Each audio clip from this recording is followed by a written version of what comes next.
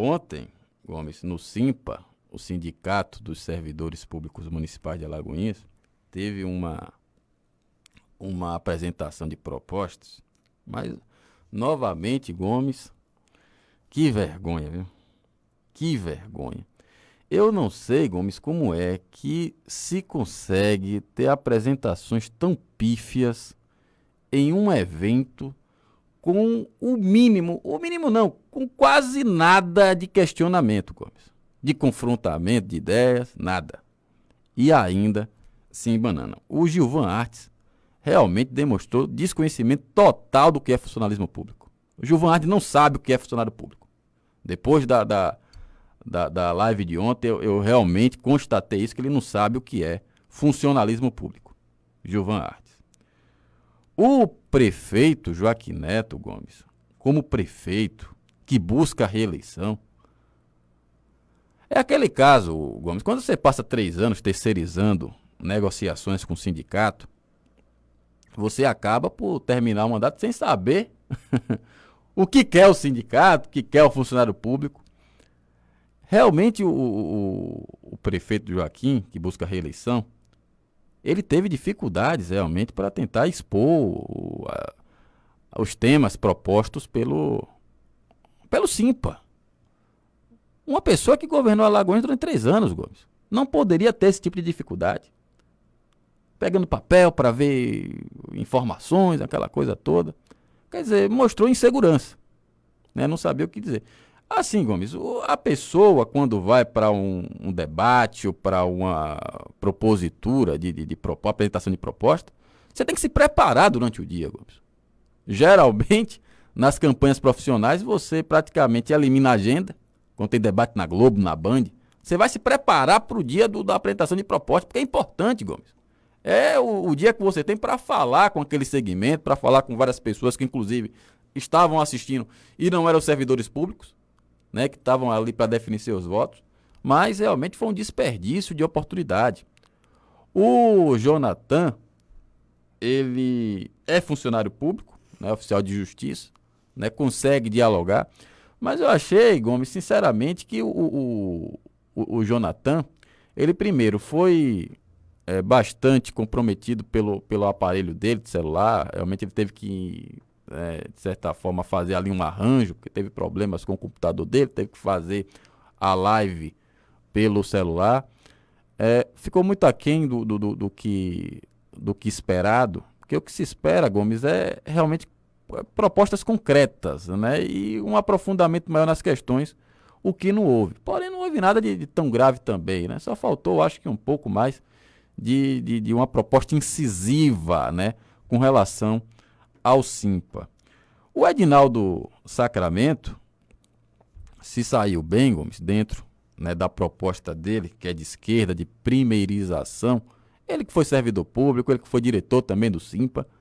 E olha, Gomes, deu uma resposta para a turma do PT ontem, o Radiovaldo falando e tal, aquela coisa toda. Ele disse, mas quando eu fui diretor do SIMPA, no governo do PT, do José Ildo Ramos, só conversaram com a gente 2 meses. Os 2 primeiros meses. Depois, cadê José Ildo? Sumiu. Então, ele criticou também o governo do PT no relacionamento entre sindicato e prefeitura, né? O Edinaldo Sacramento. O Radiovaldo também saiu muitíssimo bem, Gomes, dentro daquela proposta dele. Talvez tenha sido o vencedor, digamos assim, se é que a gente pode dizer, do vencedor realmente. O Radiovaldo Costa tem um discurso muito bem articulado em falando do SIMPA. Ele, como vereador também, Gomes, trabalhou ali muito junto com os funcionários públicos e tal. Eu acredito que ele foi o que saiu melhor no debate.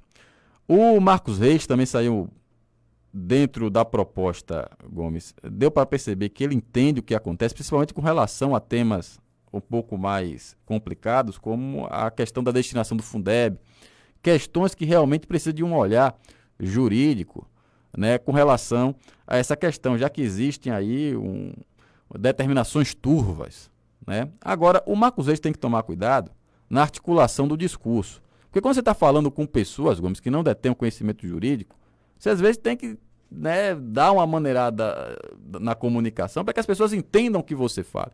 Às vezes tem termos, né, que a gente utiliza no meio jurídico que as pessoas não vão entender. Então, é trabalho de quem postula uma candidatura tornar a sua comunicação a mais acessível possível, para que as pessoas possam entender o que realmente ele está falando.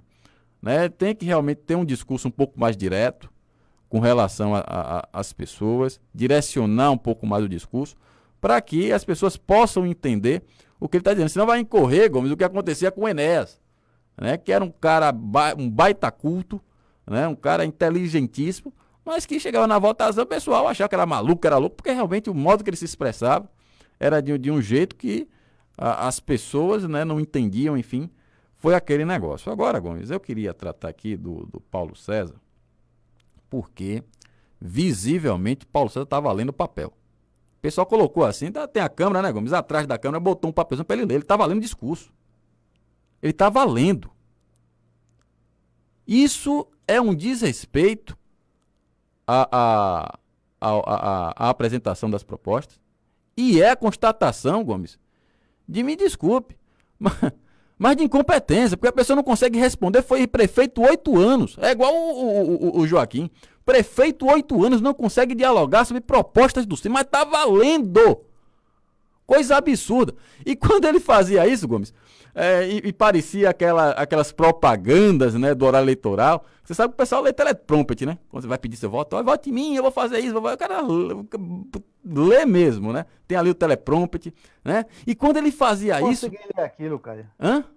Nunca consegui ler aquilo quando fiz programa de TV. Pra você ver. Mas tem muita gente articulada, quando você vai ver aí propaganda do MDB, do PT, né, dos partidos aí na TV, tudo é teleprompter, né? O Eduardo Cunha, principalmente aquelas figuras mais, né, aquelas figuras mais populares, né, dos partidos ícones, né, os caciques, todos fazem isso, né? E aí quando ele fazia isso, como o pessoal percebia, o Radiovaldo se acabava de rir, o Gilvan se acabava de rir, a própria Sandra Margarete, o pessoal do Simpa, mas dava pra ver nitidamente que ele tava lendo, o pessoal tava botando papel assim pra ele ler.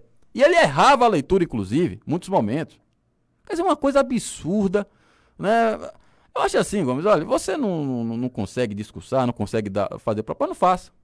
Vai fazer o que você se sente bem, né? A campanha que você se sai melhor. Mas é uma forçação de barra. Uma coisa triste.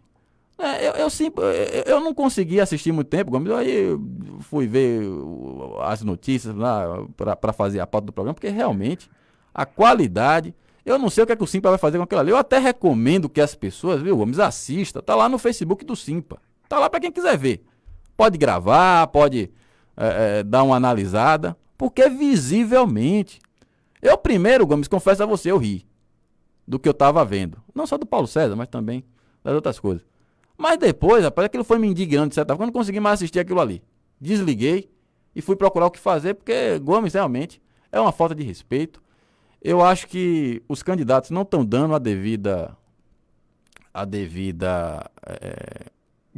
importância, Gomes, obrigado pela ajuda, a devida importância a esses momentos, Gomes, sinceramente. Não está dando a devida importância. Porque você vê que não tem um trabalho de leitura do plano de governo, não tem um trabalho de realmente se inteirar. Não é possível que não tenha um funcionário público dentro de uma coligação, Gomes.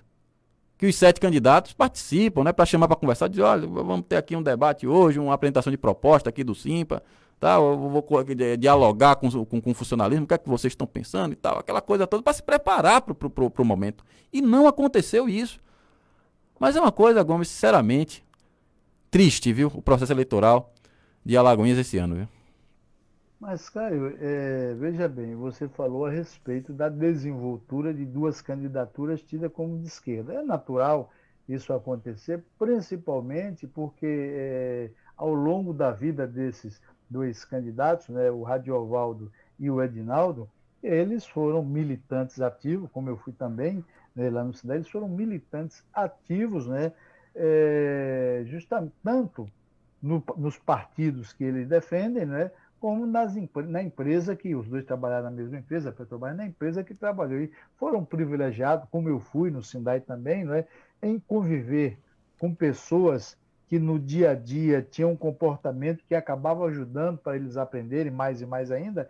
E além disso, eles participaram de seminários, participaram de encontros, de curso ao longo dos últimos 25, 30 anos, então seria até inadmissível que não tivessem uma boa performance. O que a gente precisa ver é, na prática, como é que o governo se dá, porque você tem uma cobrança muito grande em cima do governo petista, né, por conta das questões de corrupção dos últimos anos. Você tem, por outro lado, muita dificuldade com o governo do PSTU se elegessem, porque eu não sei como seria a composição desse governo, se iria ter pessoas suficientes para fazer a composição do governo para dirigir a nossa cidade. Agora, tem um ingrediente, quem já foi prefeito, tudo bem, você está correto. Agora, tem um ingrediente aí que a gente até acaba absorvendo. O Gilvan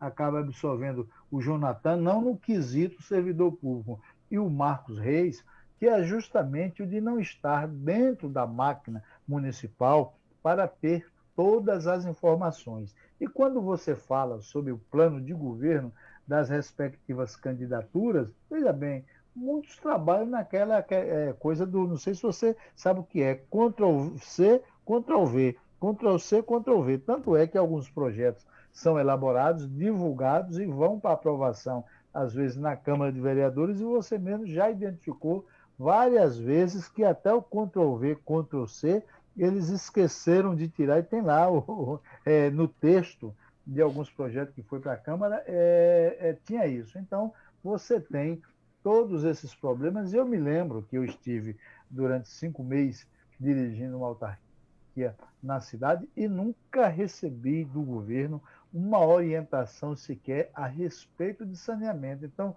para onde foi o plano de governo? Por que nós não tínhamos nenhuma orientação a esse respeito? Porque o comum é você ter um secretariado afinado, claro, com as ideias do gestor, indo assumir a secretaria justamente por essa identificação, mas por mais conhecimento que tenha o profissional da área que vai assumir essa secretaria, é importante que se tenha um direcionamento através de um plano de governo para que o profissional que vai exercer a secretaria possa embasar, né, a condução do processo enquanto estiver lá. Mas nós não vimos isso, então não acredito que se tenha projeto discutido, que se tenha projeto formulado, então se trabalha no empirismo. É por isso que Alagoinhas tem tido uma série de problemas, e a nível de Brasil, o próprio Brasil com a questão educacional, porque cada governo que assume a nossa nação, né, conduz como bem lhe convém, e aí observe o fracasso que tem sido a nossa educação e o aproveitamento quando nós comparamos, inclusive, com os países mais pobres do mundo, nós ficamos sempre para trás no quesito educação. Então, para mim, nada disso é novidade, Caio. Vamos esperar que haja uma evolução, mas eu não acredito nisso, porque estamos a 25 dias das eleições e você não pode reunir os candidatos todos de uma vez só para fazer um debate e questionar a todos. E tem um detalhe: quando você questiona, uma parcela significativa das candidaturas acha que você tem uma inclinação, que você tem uma tendência e acaba depois fazendo biquinho, ficando aborrecido. Então, quem se prepara e quem está buscando exercer um cargo público tem que estar preparado para as críticas e para os elogios, porque tem muita gente que gosta do tapinha nas costas, gosta dos elogios, mas não gosta de receber crítica. Então, quem não gosta de receber crítica não se candidata para exercer um cargo público, porque fatalmente vai receber crítica. Vai receber crítica quando errar e vai receber crítica dos adversários, do desafeto, até quando acertar, Caio Pimenta. Verdade, Gomes, mas perfeita. Quer dizer, o plano de governo é justamente isso. É o que a gente tem, Gomes, de documento para poder cobrar do gestor, futuro gestor do município. Não é possível que a gente vai dar documento em branco nas eleições. Eu vou votar o que é que... Não prometeu, não sei o que prometeu, mas eu vou votar nesse aqui porque eu gosto dele e tal. Sei lá, o cabelo é liso, o olho é azul, sei lá. Aí não dá, rapaz, não dá. Né? A gente tem que ter uma questão mais propositiva na cidade, Gomes. Não dá para Alagoinhas continuar, entendeu? Com esse tipo, né, de entendimento com relação à política. Mas